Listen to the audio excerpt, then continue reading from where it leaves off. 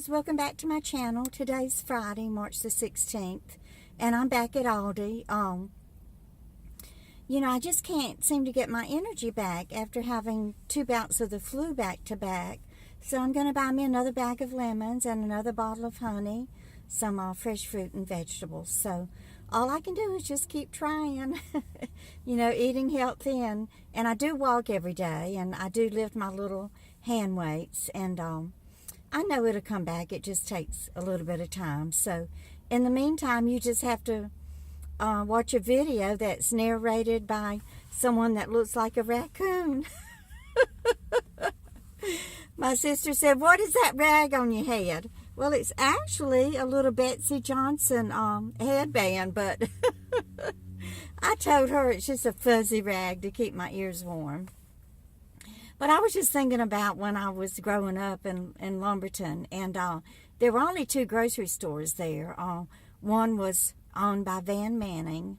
I think it was called Manning's Grocery. It was a big grocery store.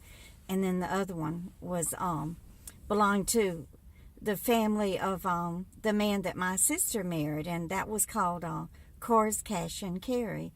It was owned by Lois and Edgar Carr. And my sister did marry one of their sons. But anyway, Mother would send me to Carr's. Now, it was Carr's Cash and Carry. You're supposed to come in there with cash and carry your groceries out.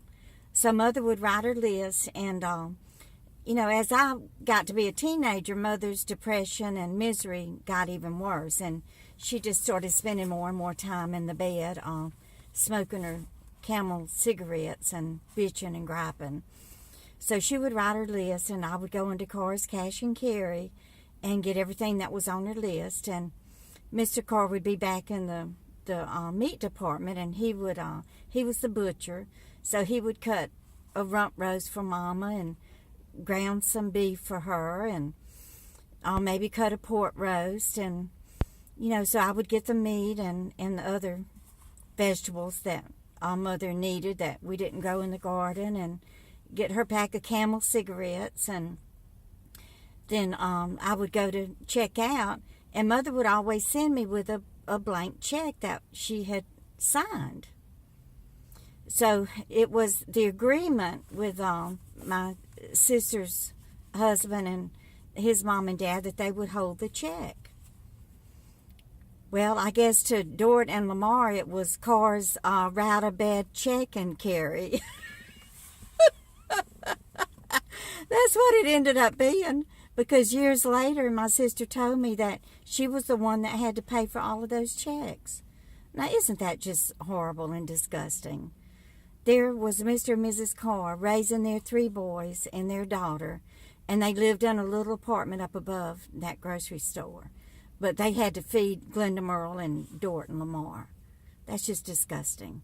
I don't know why my mother and daddy thought that everybody else was responsible, for them. But anyway, I'm going to go into Aldi, and I forgot to bring bags, but there's probably some bags in the trunk of my car. So I'll try to get back to telling another little story about little Scotty and the faux-fi this weekend. It just depends on how I feel. So thanks, guys.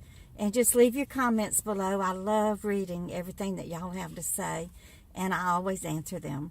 I love you guys. Bye.